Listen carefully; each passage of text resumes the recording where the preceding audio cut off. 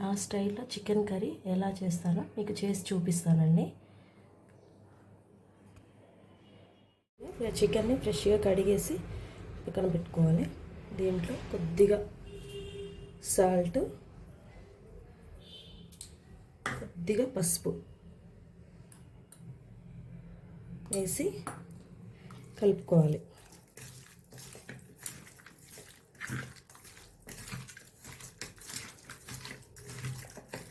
కలిపి పక్కన పెట్టుకోవాలి. ఇప్పుడు స్టవ్ వెలిగించి ప్యాన్ పెట్టి అందులో ఒక 2 స్పూన్స్ ఆయిల్ వేసుకోవాలి.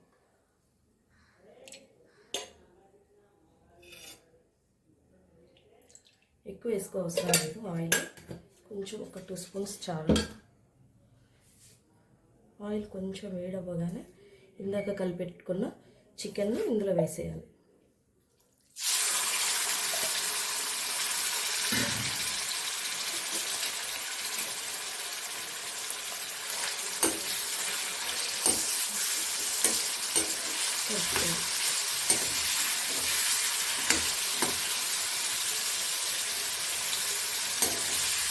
కొంచెం కడాయి అంటుకుంటుంది కానీ కొంచెం ఆయిల్లో ఫ్రై అవుతుంది అనే టైంలో అది విడిపోతుంది. నాకు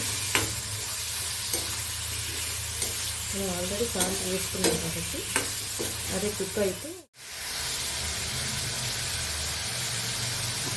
కొంచెం ఆయిల్ పైకి వచ్చిన తర్వాత ఇప్పుడు అల్లం వెల్లిగడ్డ పేస్ట్ వేసుకోవాలి. కొంచెం అల్లం వెల్లిగడ్డ పేస్ట్ వేసుకొని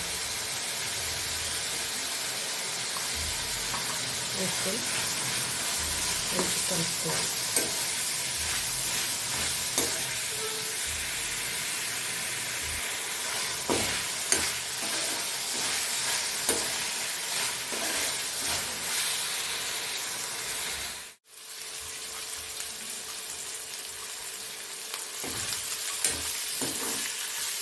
ఇప్పుడు ఇందులో ఒక ఉల్లిగడ్డ, సన్నగా కట్ చేసిన ఉల్లిగడ్డ, సన్నగా కట్ చేసిన టమాటా అండ్ ఒక చికెన్ వేసి కలుపుకోవాలి.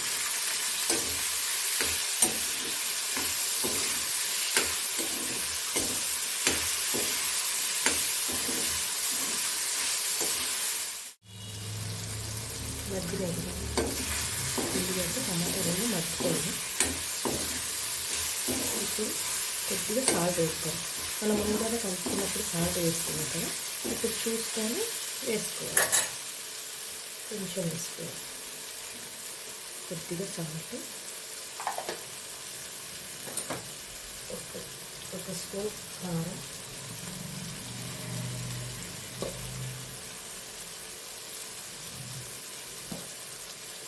ఒక స్పూన్ ధనియా పౌడర్, కొద్దిగా పసుపు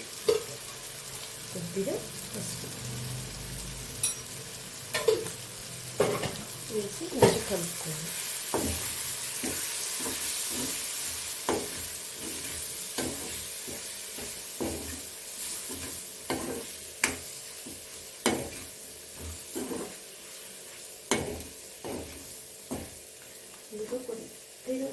కొద్దిగా గరం మసాలా వేసుకోవాలి.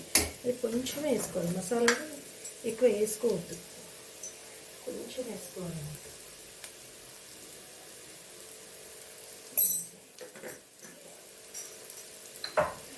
కొద్దిగా గరం మసాలా వేసుకున్న తర్వాత దీన్ని కొంచెం ఫ్రై అవ్వనివ్వాలి.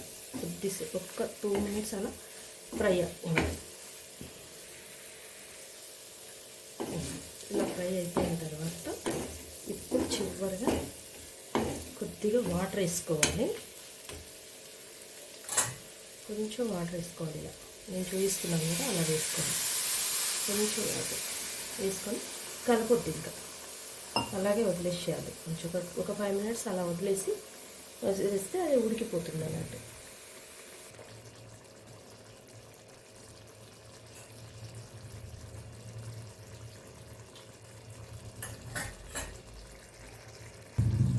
చూసారా, ఉడుకుతుంది. మనం అసలు కదిలించొద్దు, కలపొద్దు, అసలు అలాగే వదిలేసేయాలన్నట్టు. ఉడికిపోతుంది.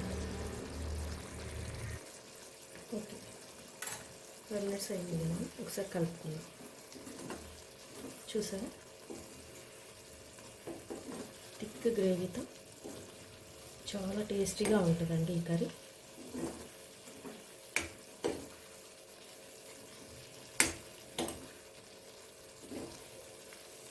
ఉంటుంది. అయిపోయిందా, చివరిగా కొత్తిమీర చల్లుకొని నింపేసుకోవాలి.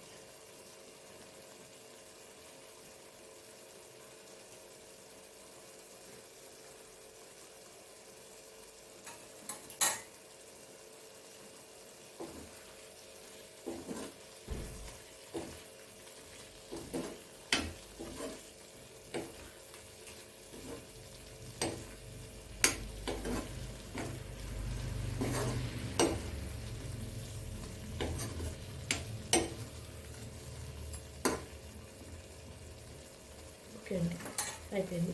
ఇది నా స్టైల్ చికెన్ కర్రీ. ఎలా ఉందో చూసి ట్రై చేసి బాగుంటే నా ఛానల్కి సబ్స్క్రైబ్ చేయండి.